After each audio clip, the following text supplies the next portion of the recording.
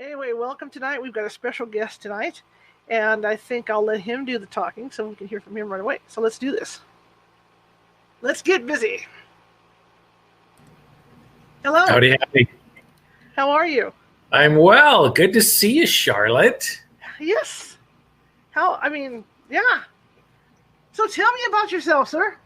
Well, I am the Hollywood hypnotist, board certified hypnotherapist, as well as a comedy stage hypnotist here in Southern California, where I've got both companies, Mind Growth Technology and Deep Sleep Entertainment, where, of course, the Deep Sleep Entertainment is the comedy hypnosis shows, and the Mind Growth is the serious side of hypnosis, where you get to change your lives and however you want to do that with the application of a natural organic process called hypnosis.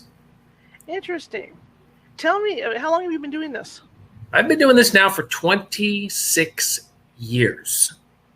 And I actually went to college for it, studied, got certified, actually went in for the college credit. I didn't really have a whole serious interest in it. I think, like maybe a lot of people possibly listening or tuning in, where, I was on the cynical side of it, the skeptical side of it, not really understanding fully what it was, because I was under the impression, like everyone else, of what our world puts out there. And that's the stereotypical of what this stuff is and what you see in the movies and on television. And I thought, yeah, whatever. And so I was in between jobs. And when I'm in between jobs, I always go academia. And so I went back to school. I had an opportunity. And I thought, wow, I teach hypnosis in a school? Kind of interesting. I only was aware of it in books and that kind of thing. But decided to go in for the introductory program. And then that was it. I signed up for the whole 2-year program and graduated, and here I am 26 years later. Wow. So what is the difference between what you see on TV and what you do? Well, what you see on TV is not much different in regards to showing people the entertainment side of hypnosis. I mean, if you go and check out my YouTube and my website, you'll see all of the television appearances that I've done, which they always want to put that little spin on it to sensationalize it, to make it a little more mysterious, and to show how, I guess, powerful that it is in that way. So it's not so different, but what I try to do in everything that I do, either be a lecture or stage hypnosis or even in my own private practice, I try to make it an educational platform to have people have a better understanding, kind of like what you're doing. Give them a better understanding about what this is, what it really isn't, and what's the potential, what's not the potential, and just take away the whole mystery and the whole, people's perception of what they think that it is. So I always give an educational platform wherever I'm at. It's not boring and mundane like typical school, but if you really pay attention to what's happening, just like what's going to happen in this program today, you're going to learn a lot about the applications of a natural organic process, and you're going to learn a lot about yourself. Interesting. Yeah, because I know there's people that are afraid to be hypnotized because they're afraid that things are going to come out that they're not comfortable with. Exactly. Just like now, people are afraid to look into my eyes who are watching this program. It has nothing to do with my eyes. And so that's what I did. Because that's what we're taught, right? As a matter of fact, as you can see behind me, I have some amazing original posters from the 1800s and some from very famous movies in the 50s. I'm also a collector and a historian of, because I'm very passionate about hypnosis and what I do. And so I always love to educate people. That's why I'm doing this program today, to just get the word out there as to what this really is. And so it's not done with the eyes. I don't, if you notice, I didn't bring my pocket watch and I'm not swinging. Yeah, you don't look like Stromboli. Yeah. Well, back in the 90s, I kind of thought that was the look. And so I had the whole goatee and the darkness about me. And, I kind of played around with that a little bit in earlier parts of my career. But as time moved on, I realized that it was kind of hurting the message that I was trying to put out instead of giving the real message of what people needed to hear. So, yeah. So what do you tell somebody that's not too sure about it? I mean, because I know even with your private practice part of it, I'm sure you get reluctant people. Oh, all the time. I get that question if I'm walking in the grocery store or wherever I'm at, and people discover who I am. They probably one of the first questions. And, I just tell them, look, we're in and out of hypnosis about 1,000 times a day. It's a very natural, organic state. Common forms of hypnosis is when you're driving up the highway, freeway, you're just driving along, you're minding your business, listen to the radio, listen to this program. And some people right now, as they're listening to this program, they just missed their exit. It was 3 exits back. Sure. Watching a good movie, reading a good book. I had a very, very interesting conversation with James Cameron. If you're aware who he is, he's a very famous Hollywood movie director, producer. He's pretty well known for his movie Avatar and Titanic. And well, this was right after Titanic. And I'm going to tell you the same thing I told him, that you're a hypnotist, by the way, and so was he. And he was dumbfounded and he didn't quite understand what that meant. So I explained it to him because we're all hypnotists in our own way. If you are, let's say, James Cameron, well, you made a movie based on actual true facts, but there's a lot of sensationalism and Hollywood special effects to create the emotional response that people had walking out of the movie Titanic, right? They're crying, they're absorbed by this storyline. Well, it was a movie. And some of it was actuality, but it was a movie. So that's what he created to allow you to be in that state of mind to actually dive 100, no pun intended, 100% into the reality of what he was producing. It's the same thing with this radio program. It's people listening, they're tuning in, they want information, they want to be enlightened, they want to understand a little bit more. And so they're not really thinking about anything else while they're tuning in. So you're the hypnotist per se, and you're kind of guiding them through the entire program as to where they need to be, and they come out with an excellent experience. That's why they continue to come back and listen for more. And every time you produce your show, there's your listeners, right? So you're a hypnotist within yourself as well. So that's the applications of a hypnotic state. It's very natural, very organic, and that's how it works every single day. So why not control the state that you're in instead of the environment or anything else controlling you? It's being aware and allowing your space to become what you want it to be. And hopefully it's a very positive space, because that's the work that I do with the tool and the modality of hypnosis to help people to help themselves. That's my passion in life. Interesting. And have you ever had anybody that just can't get into that frame of mind? Because I know I have friends that have ADD, you know what I mean, where it's just hard for them to focus. Yeah. Yes and no. It depends on the operator. It depends on the hypnotist. It depends on their skill. It depends on their technique. So I get the opportunity, the luxury, because of my lectures, because of my stage shows, because of my private practice, I get the luxury of hypnotizing many, many people a year. And so after 26 years, you get pretty good at the technique. I've even invented certain techniques for difficult people with ADD or other conditions where you have to really understand where they're at to be able to induce the hypnotic trance to allow them to have that experience. And so, again, it comes down to, like anything else, the operator, the hypnotist, and how skilled and how long they've been doing it, all of those things that allow one to become a professional, to really allow somebody to have that experience. And so over the years, I have dealt with so many different, not only in the stage settings, but in my private practice, with so many different issues and so many different requests of life that I've had to really understand that myself, and it became very challenging. And of course, here I am today. My success rate's hitting around 98, 99%. That's incredible.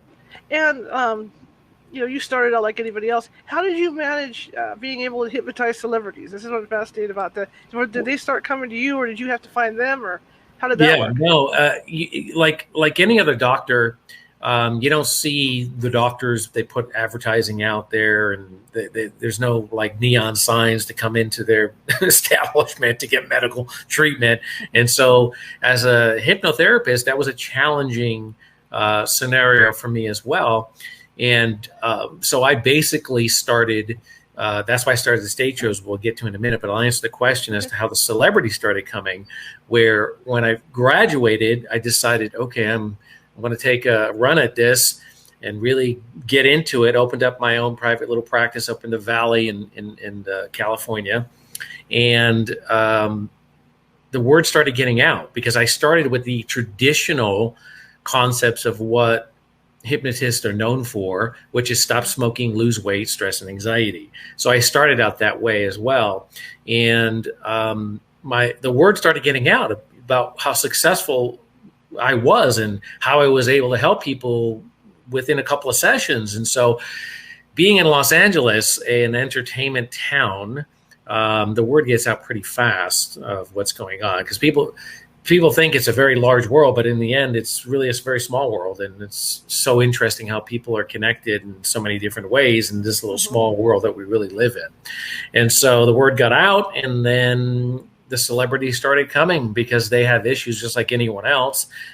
They're human, and they have things and challenges that they wanted to overcome, and they have the resources to do it. And so therefore, they started hearing about me, and one thing led to another. And of course, everything that I do is confidential. And so I wasn't allowed to really speak about it or advertise it or any of that.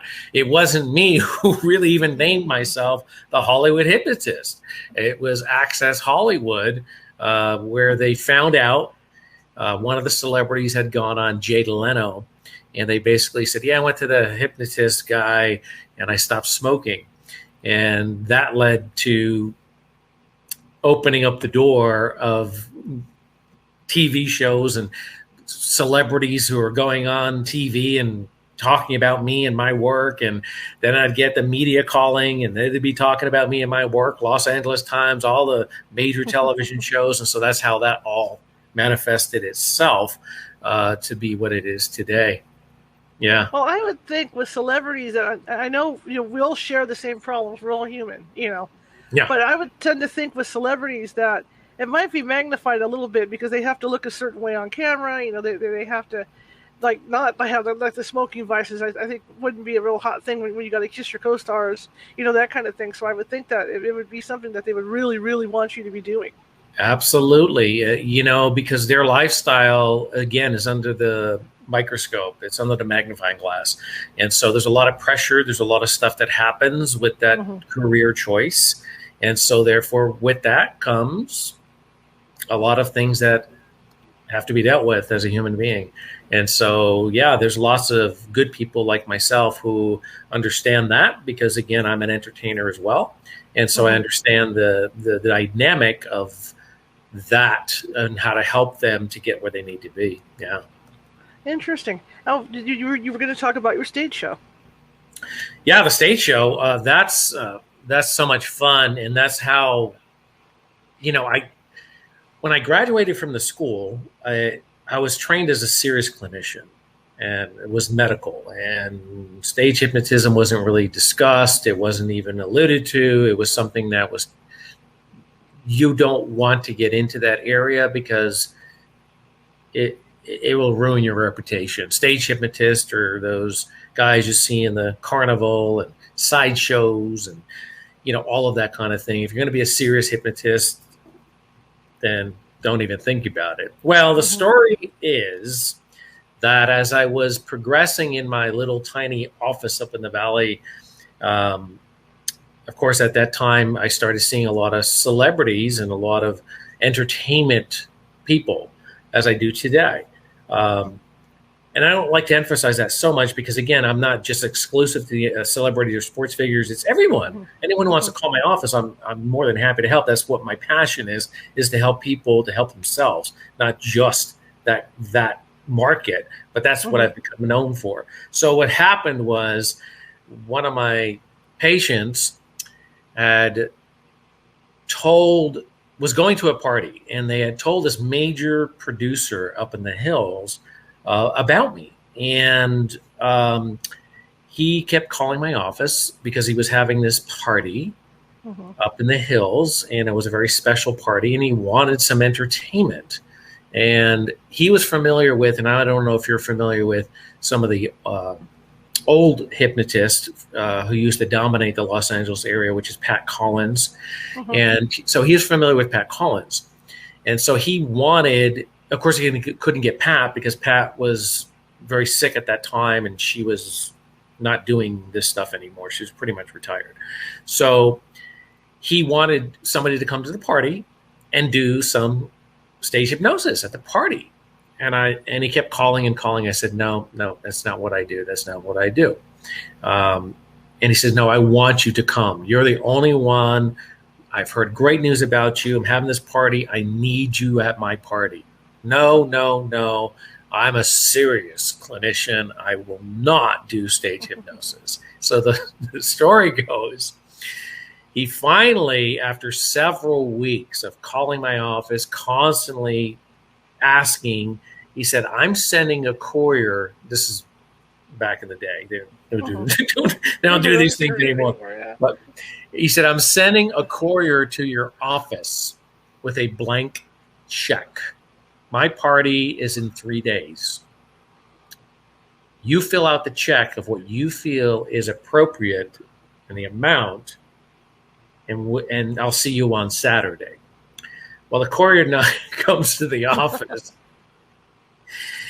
and he had to wait a little bit because I was in session with someone else, and he sat out there, and I walked out, and he says, this is the check from so-and-so.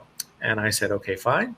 Well, the end of the story is I filled that check out, and I showed up on that Saturday, not knowing what I was really doing or how I was going to do it, because, again, I never really studied it or entertained it. And plus, no one teaches stage hypnosis. I mean, they do today. I do it. There's a lot of others who do it, but there was, back in that day, nobody taught it. So I fill out the check. I showed up. I started to hypnotize people and do certain things, and everyone was having a good time. I was having a good time.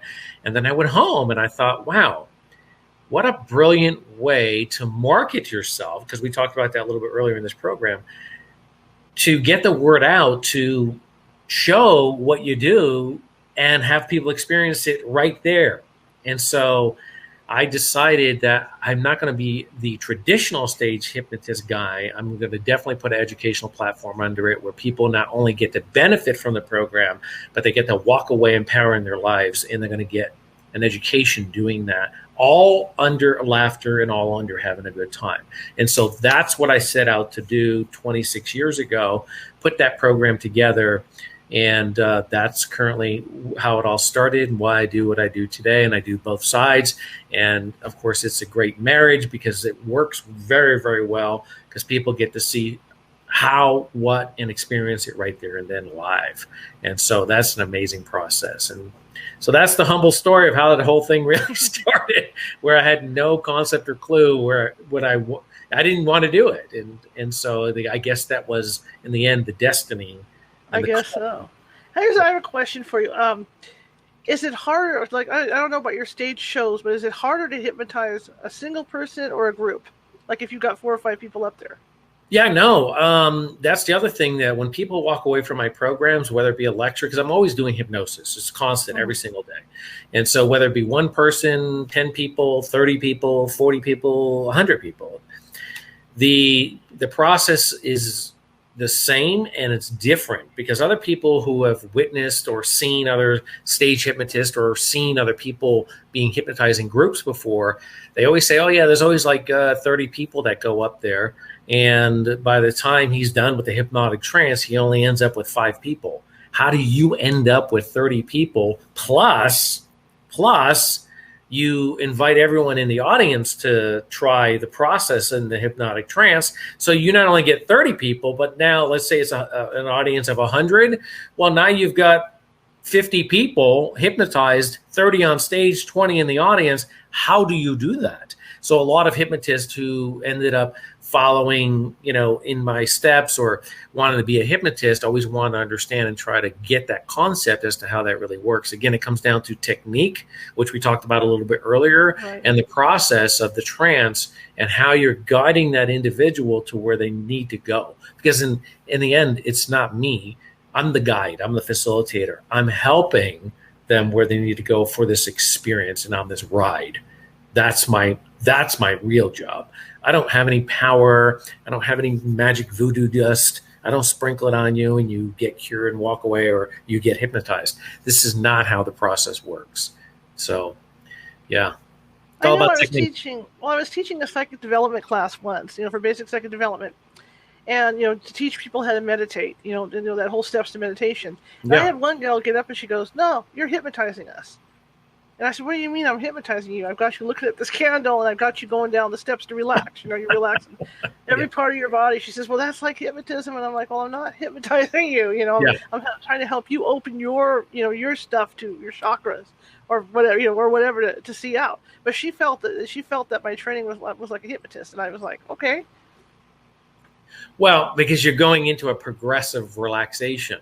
And so people make that mistake with meditation, yoga, or anything along the lines. It's all the same, but not the same. It's really hard to explain to people why what you're hearing and what you were doing, which is a guided visualization or a meditation, they're thinking it's a hypnotic state. In actuality, technically, I can say that it is. It is, yeah. It's not a formal, but it's pretty much the same. Now, the difference is between hypnotic state, meditated state, a yoga state, all these other states, a Buddha state, is this.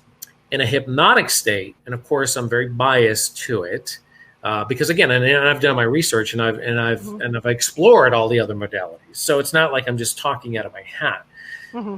The difference is the following: when you're in a true hypnotic state, it's a self-hypnotic state. You're actually in control of everything around you and including your environment, which is, again, very, very important. Because when you're in a meditative state, guided visualization state, again, et cetera, all the other states, those states, you're open to the negative and the negative energy, whatever's coming in around you. You're not really blocking those things out. Right. Unless you have a good facilitator like what you were possibly doing that day, and you were really helping them to keep out the negatives and aligning the chakras and all of that. But you cannot top. It's the hierarchy. Hypnosis is that state that controls every facet. That's why, again, the industry, the movie industry, television, newspapers, sensationalize the control. That's the only control that's going on. It's not the hypnotist. That's what you see and what your perception is. It's really the individual controlling that state and where they want to be. So, of course, it's not going to be negative because you don't want to create a negative environment. It's going to be constantly positive. So that's the differences between all of the states. So hope that helps people to clear that up. It does. And the other question I had, too, along that line was, when somebody has to be hypnotized to go back to a certain event in their life, like something they blocked out. Is that how that works with that, too? Well, that's regression, or some call it past life regression. It's a regression, no matter how you look at it. And so those are very, very helpful in the medical side, to where people have these experiences from a past, or you need to be regressed back to that point of trauma where you need to get that information to bring it forward, to cleanse it, or just to remove it and rewire the brain. Yeah, I'll tell you about a past life experience if you want to get into that too. Sure, go ahead. How that works. Yeah. So early on, again, in my career, the word got out, and not just to the industry and the entertainment industry and all of these things. It got out pretty much nationwide. I guess the website helped as well because it's hypnotist.com, and I've owned that. I got in early on the social media and all of that stuff before anyone even was aware of what was happening. And so when I got the website, of course, people are now, oh, what's a hypnotist? Oh, I'll go to hypnotist.com, and boom, they find me, right? And then fortunately enough, I was able to, have all of these television appearances and already have my reputation working on my career to be what it is. So I get this phone call from this woman, very, very wealthy woman from Connecticut. And her issue was, I have this severe pain in my shoulder, and I've been to every specialist, every doctor in the entire world. I can do that. I'm so-and-so, and I have the resources to do it. And I've had this pain for 40 years, and no one has been able to help me with this pain. I've been in every medication, surgery. She went on and on and on about this pain of 40 years. I feel that you're the person who is going to help me take away the pain. I've heard enough about you. I've read about you on the website, and you're that one who's going to do it for me. So I said, okay. We set up 6 sessions with her, and she was to fly out to California, come to my office, and we were to proceed with the process. So the first thing that we did was, again, like anything else, you have to prep an individual, educate them, give them a better understanding about what hypnosis is, what it isn't. And she felt that her experience was going to be healed through a past life experience. And so I told her my stance on past lives. It doesn't mean I don't do them, but I'm a little more scientific, where being scientific, just like getting into hypnosis for me, was a big challenge, because I would overthink what was really happening instead of being in the experience. Kind of like the work that you're in. You have to really be open and see for what it is to understand what it really is, and not take the stance of skeptic and cynicism and all of these things that we do as humans. You have to really be open and allow the process to happen, right? Right. So past life regressions, if there's no scientific evidence or proof of this stuff happening, then for me, it doesn't exist, because I read Shirley MacLaine books. I back in the 70s and 80s, when past lives were really taking flight and everyone was doing them and it was a big thing, and there's just no hardcore evidence of this. So I explained this to her. It doesn't mean I won't do them, doesn't mean I can't do them. It just means that this is my stance. So I proceeded to do a past life with her through the applications of hypnosis, because you can only get somebody into a past life if you have to do hypnosis or meditation, right? Right.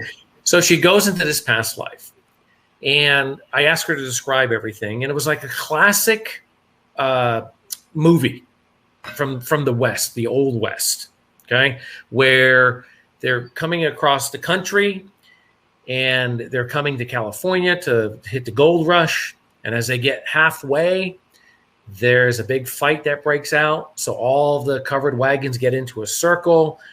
All the women and children are asked to go to the back of the wagon for protection, while everyone else fights the Indians. Well, this arrow comes blazing through the canvas of the wagon and gets her right in the shoulder. So, of course, back in 1800s time, medical technology isn't as advanced as it is today. So this is where the root of the issue was for her in this past life. So, of course, during the past life, we healed that process with modern medicine and technology. Of course, not real application. This is all within our mind, and allowing her to heal that pain that she's been carrying for 40 years. Take her out of the past life, and the magic happened. Gone. No more pain. 40 years, completely healed from the process. So it doesn't matter what my stance or my take is on a past life regression, I'm interested in the end result. And the end result is someone getting healed from the process and allowing them to have a positive experience. That's amazing.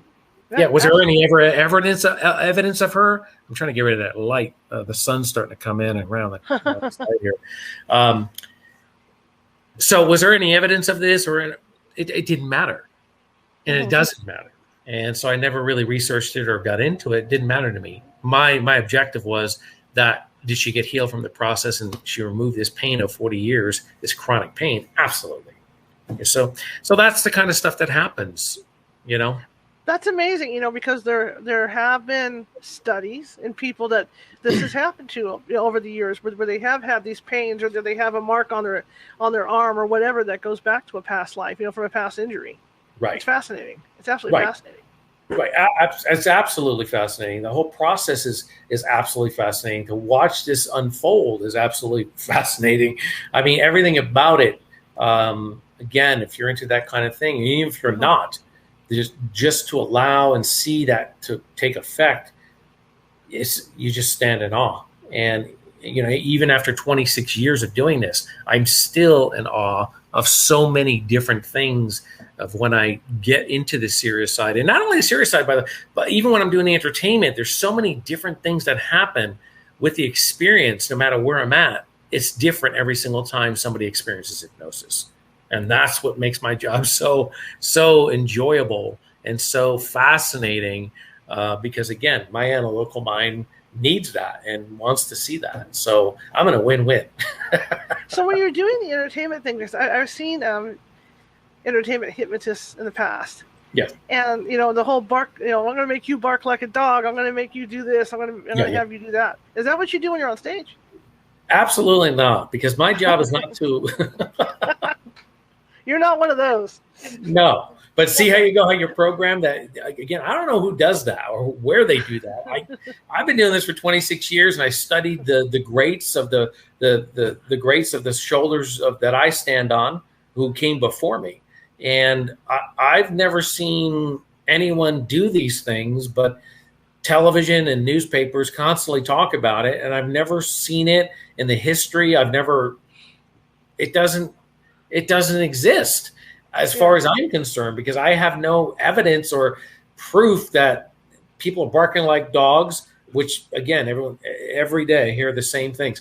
Cluck like a chicken, all of these things. And, you know, the joke that I do, whether I'm doing a lecture, whether I'm doing clinical hypnosis, or I'm doing the stage hypnosis, I always use that joke where, you know, I'm not going to make anybody cluck like a chicken, bark like a dog. As a matter of fact, who wants to volunteer and come up on the stage? Oh, you want to volunteer and come up on the stage? Okay, can you tell, and just to get this out of the way right now, can you show us and sound for us what a chicken sounds like? So I'll get the fun, willing person before they even come up on the stage to run around clucking like a chicken, and I haven't technically hypnotized them. And so we get that out of the way immediately. So it's really funny. It's really, you know, it puts people at ease, because I'm just not interested in giving anyone a negative experience with the applications of hypnosis in any way, shape, or form, because there's already a lot of negative that comes along with it, just from the media and television. And that's why I do all these television programs. That's why I'm doing this program today, to educate, uplift, and inspire people to have a better understanding of this powerful modality, a natural, organic resource that's available to all of us, and to allow them to experience it for themselves. So when you do have someone on stage, we'll touch that. What do you, I'm not going to say what you get them to do, but what in the past have you been able to get from them, or out of them, out of them? Keep forgetting it's there. Yeah. That's Forgetting your own mic is right there in your own show. The first night I was back in here, I had it where my hat brim kept hitting it. Every time I put my head down, it would go bang. It was ugly. So I finally got a spot I can use, and I got it with my hand today. But yeah, when you're on stage like that, what kind of things let's put it this way. What kind of things do people do once you hypnotize them on stage? Well, I'll take them. I'll do a slight regression where they're back in the third grade, back in math class. Okay. If they're adults, even if they're not adults, I've done shows for birthday parties for kids who are 7, 8, 9, and they're going back to, you're 3 years old, you're back in math class, and they're going through regression. And every time I turn my back and make goofy, silly faces, and so that's a lot of fun. I'll do, again, everything done in the show, again, is in good taste. It's basically everything that I would personally do, and I wouldn't have to be in hypnosis, quite frankly, to do the funny and the vulnerable bits that people are going through in the process. And I think that's why, as well, Disneyland, I'm the only Disney World hypnotist that they ever bring into their venues and their events. I'm that guy as well, because the show is a very audience interactive and it's a family oriented show where there's nothing offensive, and I'm not doing like the X-rated or the R-rated shows that because they're out there and they're in Vegas, and they're shows and they're quality shows for what they are, for the environment that they're on. So if I'm in Vegas, I want to see a little more risque, and I want to see things that are R-rated, X-rated, and that's Vegas, and that's what you go see, right? So there are colleagues of mine who do that, and they do it quite well. Again, I'm not here to judge. That's the experience that they want to have with the applications of hypnosis, and they want others to have that experience, and they're doing quite well with their shows because they're sold out every night, and that's what people want, and that's fine. I don't have any issues with that. But for me, I always want to keep it as a positive, again, educational, fun experience, because that transition will go into the clinical, where people start to really think and examine themselves and look in the mirror and go, you know what? I have low self-esteem. I have confidence. I have a smoking issue. I have a weight issue. And so if that stuff worked for me up on the stage in front of thousands of people, because again, the number one fear, do you know what that is? Number one fear in the world? No. Public speaking. Oh, that's true. Yeah. The number one fear for anyone. And so when you get in front of people, and believe me, I know all too well because I'm an introvert. And so am I. Yeah, so you get it.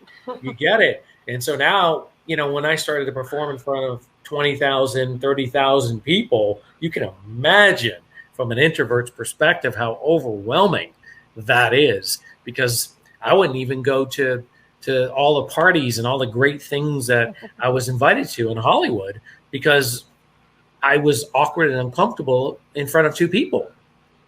And so to be that guy, I really had to go through a lot of change myself. And of course, hypnosis helped me get through that. And so that's what I want to do for others as well, is to really allow them to have this experience where now they start to look in the mirror and they go, well, you know what? I'm human, and there's some changes I would like to make in my life, just like me. And as I continue to do to this day, because we're not perfect people. And so there's always something that we want to change in our life. And for me, those were the the two biggest things for me in the beginning of all of this was, number one, introvert and being shy. And number two, I was a nail biter. Used to bite my nails all the way down. And I thought, wow. So that was actually the first thing that I worked on with hypnosis, was nail biting. From there, of course, I started to get asked for more and more appearances and cringing inside, going, oh, I don't. So, of course, I had to handle that. And so hypnosis has been instrumental, major in those two areas of my life. And, of course, there's many other changes that have happened, but also as well as other people who have changed their lives with the applications of hypnosis. Again, it's not me with the magic powers. I don't have the power.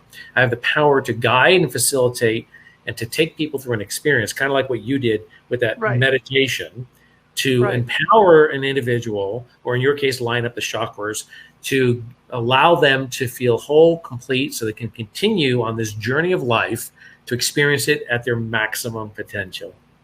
Interesting. I was just thinking of a question while you were talking. When somebody goes under like that, because again, going back to what I've seen, which obviously isn't really cool, but about remembering what they did when they were under hypnosis. Are people able to do that, or or no? Yeah, good question. Yes and no. It depends on the individual, the personality. Some will have the experience. They completely forgotten everything. They have no concept or clue what happened. That's why we make a videotape available after the stage hypnosis shows, where they can see themselves and start to and realize, yeah, that was you. Because it's not in their nature, it's not in their personality. Even their friends and family would be like, oh my goodness, I can't believe what just happened with that person. So yeah, some remember, some don't. It depends on the individual, how they allowed themselves to experience the process. So it's very, very individualistic, and it really depends on the person. Yeah. Interesting. Yeah, that was another question I had. Is, do they get to see what they did on stage, or is their family going to laugh at them? But you just answered that. Oh yeah. Oh, absolutely. I videotape all the programs, and so they get to see that for themselves as to what happened. Yeah, I even go back and look at some of them myself because, as the entertainer or the person who's the stage hypnotist, it's really hard to see it from the audience perspective because you're the one guiding the entire process. So you're not really seeing it yourself. You're seeing things happen, but you're not really enjoying the full flavor of sitting there watching a show. So I'll go back and watch some of these because some of them were so powerful and so dynamic. And I'll walk off stage and go, wow, so I'll go back and look at it myself and just enjoy as an audience member looking at this as a third person point of view. So yeah, it's really fun.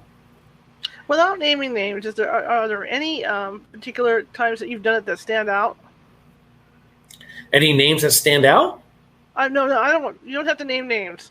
I'm just saying anybody that you've regressed that something within them that stand out that you can tell us about. I've already told you the story about the lady with the shoulder, but I think a lot of the celebrity work that I've done, which is televised, and again, I can talk about that. Okay, that's cool. I don't have to keep that confidential because it's public. It was on television. It's there, and so that's the great thing. Also, because I get to show people on the serious side which other hypnotists cannot do, other hypnotherapists cannot do. Which is they can't show the insides or behind the curtain of what happens in a hypnotherapy session. You see, I get to do that because I have hypnotized in a hypnotherapy session, and I show people what's behind the curtain because it was on television. So, yeah, a lot of great things have come along, and I've been gifted with that others can't do because, again, everything. If it's a serious hypnosis, it's confidential. It's like any other therapy or any medical. Right.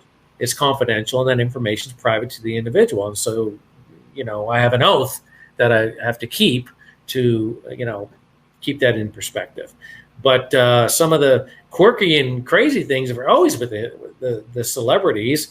And if you just go again, you can go watch them for yourselves. We have to discuss it because it's much better watching it. So I don't want to ruin the surprise. But if you go on the YouTube channel, the site, on my website, you can see some of the celebrities that I've hypnotized, like Denise Richards, and oh my gosh, the list goes on and on. I can't even sit here and give you the list. It's all there. The unique thing with her, which was so interesting, because she didn't come in for anything traditional that one would think.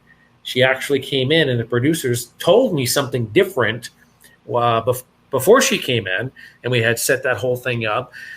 So I was under the impression we were going to do something completely different in the office, and she's decided they're not going to do any of that, or she wasn't aware of what they wanted to do, and she wanted to basically be hypnotized because she had just had another baby, or it was her children. She was much more concerned about her children, and she has a mouth like a sailor. She's a lot of vulgarity. She's swearing every other word.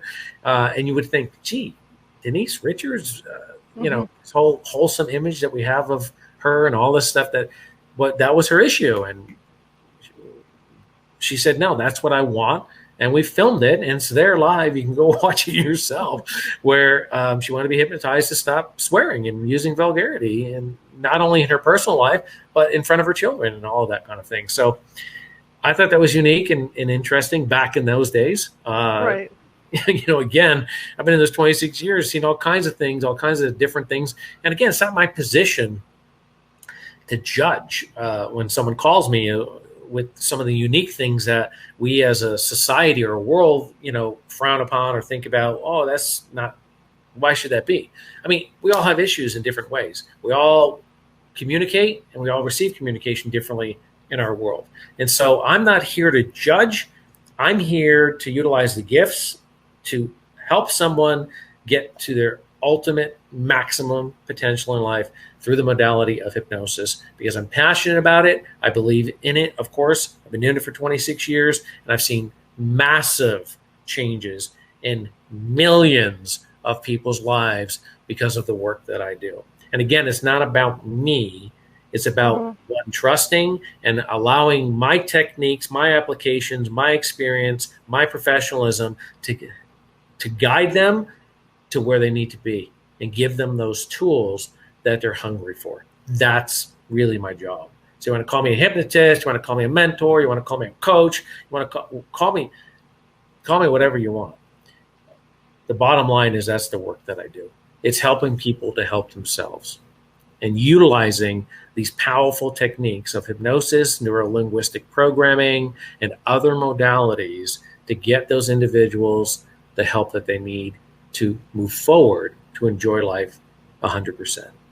That's Absolutely. Really cool. Yeah. Hey, what about COVID? I mean, everybody's been locked up for a year. Have you been getting calls to work with people because they're coming out of that COVID hibernation? I love that question because I'm going to give you another story. Okay. So, of course, through the years, I have been very challenged with my private practice and my clinic of seeing people. Because as the word got out, of course, more and more people want to come and visit you because they want help, because your success rate is heard about, your technique, and everybody wants a piece of you and wants to get in for session. So I had to devise a system, and we're going back now 17 years, I think, 17 years, where I would visit the clinic on certain days, but visiting the clinic for me would now we only have 24 hours in a day. So you get travel time to and from, you've got to sleep, all of these things. And so I had to figure out how to maximize time. And I also had to figure out when people are calling me from Japan and Europe and France and England, and they're desperate for help, but they can't afford to come to LA to see me. So I had to really start thinking about what techniques I'm going to do. So early on, I started utilizing the technology we have today, just like the technology we have here, right? This isn't Zoom. This is, who is this? StreamYard. StreamYard, yeah. So Zoom, StreamYard, all of these platforms StreamYard wasn't around, but it was others. And so I utilize those platforms to talk to clients, and plus we had a time change as well, to talk to patients in Europe, in Japan, and do therapy exactly as we're doing it right now, or over the phone. That not only maximized my time, but I was able to see more patients during any given day. And so my colleagues got wind of this. And of course, there's always hate in the world because someone's envious or jealous. And so I had a lot of flack. I got, even when I first got into this business, and it was medical right away. I became on staff at White's Memorial as a TMJ specialist through the help of open-minded doctors there, and then Cedars-Sinai and some of these very prestigious hospitals. And we couldn't call it hypnosis. We had to call it guided visual. There's all kinds of pushback back in the day. Now it's becoming more mainstream. But even with the work that I was doing as a therapist, I was getting frowned upon with the psychologists, my own colleagues. Everyone was, no, this is not how you do that. This is not ethical. And all of these things that became very, very negative. And so I kept pushing forward because I really believed in what was happening, and I was seeing the results, and people were helping themselves. And so the irony is why I tell you all of this is fast forward to our current pandemic that happened a year ago. So all of the medical professionals, including my colleagues, now are in a tailspin because we can't see people. We can't have office visits. And there was no protocols in place at that time. This is the early beginnings of the pandemic. So no one knew what to do, but everyone was losing work and there was no business and people were in a tailspin. So guess who they were calling? Me. And so I became a coach to help and to guide people. You see how everything becomes cyclical? When you're really doing what is truth, the rest will fall into place. Field of Dreams. I love that movie because, again, do what you love and the rest will come. Sometimes you got to work hard for it and there's going to be a lot of pushback. But if you really believe it in your heart and it's meant to be, it's going to happen, right? So I don't want to get my soapbox. But long story short, fast forward 20-something year, 26 years, I'm getting the phone calls. How do you do that, Kevin? Please help us. We want to start. And now they call it telemedicine. And now it's a mainstream thing because of the pandemic. You have dentists who are doing dentistry over this format and this technology. And so that's what it all became about. And so I became a coach and I became a mentor and I became a trainer, helping others in the medical profession to do exactly what I've been doing for the last 20-something years. So, of course, now I'm a hero, but back then it was taboo and I shouldn't be doing what I'm doing and how dare I, and you're giving all of us a bad name and all of that negativity that came around. Well, here we are. And so, yeah, it's a great question for me because I don't get asked that, and people don't really think about that. So good for you. Another question I have is your sessions. How long do they last? About an hour. Yeah, roughly an hour, no longer. And then it depends on how many. So let's say smoking. Smoking can be anywhere between 1 to 6 sessions. But again, everything's individualistic. I've had people stop during a stage hypnosis show because at the end, like I said, is an educational platform, and I also give them empowerment at the end. I do what I perfected many years ago, which is a mini hypnotherapy session at the end of the show, where it's not boring and people aren't sitting there going, "What just happened here? We're having fun," and now it's sterile and boring. It's kind of incorporated into the whole thing where they don't even know what's really happening. But at the end, I empower people, and I allow them, because they've already been hypnotized throughout the entire process of the stage show, I give them suggestions in a clinical way to change their lives. So I've had great success with that over the years, obviously, and that's why I continue to do that, where people have stopped smoking 40 years, 2.5 packs a day, Camel non-filter, stopped right there on the stage. Wow. Stuff like that. So all kinds of great reports and emails and stuff that has come in through the years of, me, because I never know till that somebody tells me, because I know the work that I'm doing, but nobody comes up to me. Now, in the case of the smoker, that happened live right there, where, he asked to take the microphone. He proceeded to go into his pocket, tell his story. I'm a 40-year smoker, 2.5 packs a day, Camel non-filter, and I had the greatest experience ever on this stage today. I didn't want to come up. My wife saw this guy on TV. She knew what was going to happen. I'm a skeptic. I was cynical, but I had the best time ever. I feel absolutely amazing. And then he gave us some suggestions. And my suggestion was to stop smoking. And he reaches into his pocket, pulls out a fresh pack of Camel non-filter, crumbles them up, throws them to the ground, declares he's not a non-smoker 40 years, 2.5 packs a day. And the crowd is in awe, and everyone's cheering. It's like a movie. 3 weeks later, I call him up. I said, "Hey, what's happening? Still there? Do you need reinforcement?" I stopped that day. I'm done. Thank you so much. So that's the kind of experiences, that's the kind of stuff that happens in my programs. Yeah. I have a question in the chat room. We probably covered this, but we'll ask it again anyway. Can Kevin hypnotize anyone? Yes, including animals. And I can hypnotize all the way down to 5 years of age. Wow. Yeah, that's phenomenal. When you watch a 6-year-old get hypnotized. And of course the parents is like, how do I do that? How do I learn these techniques? Because as a parent, it can get frustrating at times, and raising children is not easy at all times. And so when you see the child 6 years old, 7, 5 go into a hypnotic state, and that's just the stage stuff, but even the clinical side, and they watch this because they're in the room. It's nothing where it's, they're there the entire time.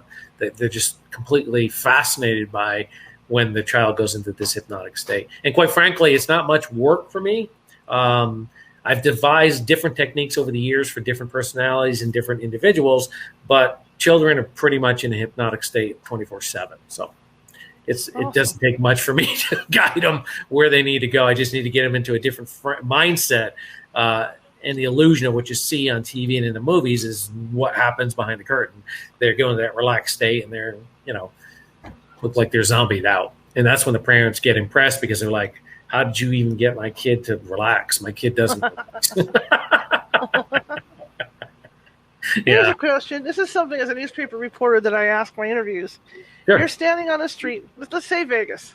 So Vegas is Vegas. Yeah. And it's a street full of hypnotists. Okay. Yes. And you're standing outside your particular venue, and you're trying to draw people in. How do you do that? Wow, that's an excellent question, and not too far off from reality, by the way, because we have massive conventions. As a matter of fact, there's one coming up in August called Hypnothoughts, where all of the hypnotists gather. And we... I like Hypnothoughts. Yeah, it's a great name. That's what the organizers named it. Oh, that's awesome. And so all the hypnotists get together. There's another giant convention called the National Guild of Hypnotists over in Nashua, New Hampshire. They get together every August. And so we all gather. We do clump up like that. But to get them in to see the show, that's a good question, because for me personally, it's not too challenging, because I've established myself as to who I am, and Hollywood Hypnotist speaks for itself. I mean, people don't remember the rest of my name. They just, matter of fact, they'll come up to me after a show and they go, I'm sorry, I forgot your name, but I know it's Hollywood Hypnotist. Is it okay if I call you that? You can call me anything. Just don't call me Shirley, right? So, yeah. So for me, I would think if I'm going back to some of my earlier days to get them in, I would, again, just promote the positiveness of the feeling. I'd probably hypnotize somebody right there on the street. They call it street hypnosis now. Again, everything has a name now. Back when I got into this, nothing had a name. And so there is actual street hypnosis. So I'd probably hypnotize anyone who was there and willing, and to show them right there and then do this little mini hypnosis show right there on the street to get them into the full, evening performance of what was going to happen. That's probably how I would do it. Yeah. Awesome. How can people get a hold of you? Oh, easy. Hypnotist.com. I'm going to spell it, because sometimes even when I spell it, when I'm typing to an email, I misspell it. And I'm thinking, wow, I've had this website for 26 years. Sometimes I even misspell it. So it's hypnotist.com, HYP as in Paul, NOTIST.com. So easy, so simple to remember. And if you go there, you find all kinds of fascinating information, free information, all the questions that one has about hypnosis. I've, through the years, answered them. That way you don't have to send off an email and waste your time, waste my time. Pretty much everything is there. There's a link or a tab on the website where you can just hit that tab and most of your questions will be answered. But if not, email me. I do answer my own emails. However, it may take me a couple of days to get to you, because, again, I have a massive amount of emails daily that come in for all kinds of questions. People want help, and they have all kinds of things from all around the world. So it's not like I'm ignoring you. I will get back to you personally, because I do handle those all me. I don't have an assistant that does that. I refuse to have an assistant do that. If you have a question, email me. There's also on the website, we put up one of those instant chats. So if you go there, you can chat immediately with somebody. Now, you're not necessarily going to get me, but you'll get a qualified, experienced individual who will answer your questions if you have any questions at all. So that's how immediate things have become when they contact me through the website, which is hypnotist.com. And then from there, you can call my office. There's so many various ways to get a hold of me, but the main way, because I'm up on all the social media, the YouTube, Instagram, Facebook, all of that. And again, like I said, I understood those markets early on, and I was able to get, the hypnotist.com, which is, I always tell people, that is my retirement. When I retire, I'll sell the hypnotist.com because it's like McDonald's.com, right? Oh yeah, you'll be able to sell that for the high mark, boy. Absolutely. And so I get requests pretty much every other day of somebody wanting to buy it, and not just somebody. I'm talking about major corporations because it's a great domain, and so that'll be my retirement at the end of the actual website. Awesome. Yeah. So yeah, they can get me any way they want. Terrific. Yes. Thank you so much for coming on. I really appreciate it. Well, no, thank you for having me, because again, we had a great chat. You had some great questions, and this is what I'm going to do.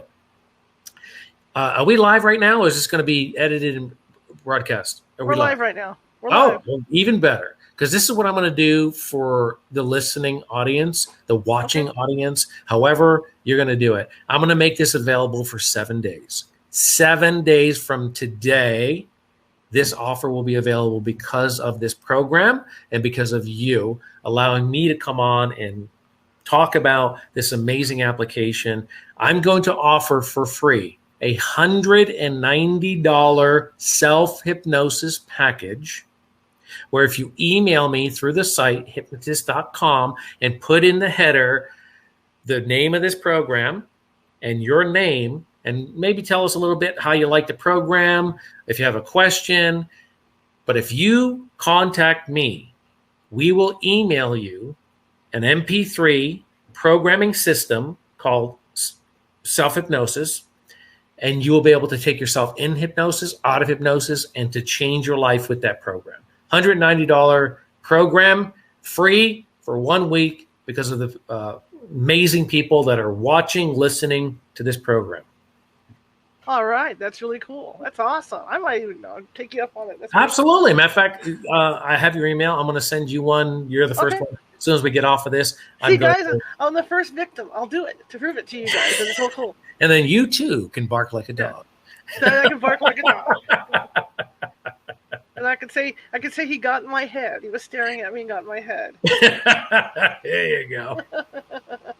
Awesome. All right. Well, thank you very much. Thank you so much. And we'll do it again. We'll try to get together and have you on again. I was just going to say that. I'd love it. All right, Kevin. Thank you. Have a great evening. Stay safe. Yes. Yep, you Bye. too. All right. So that was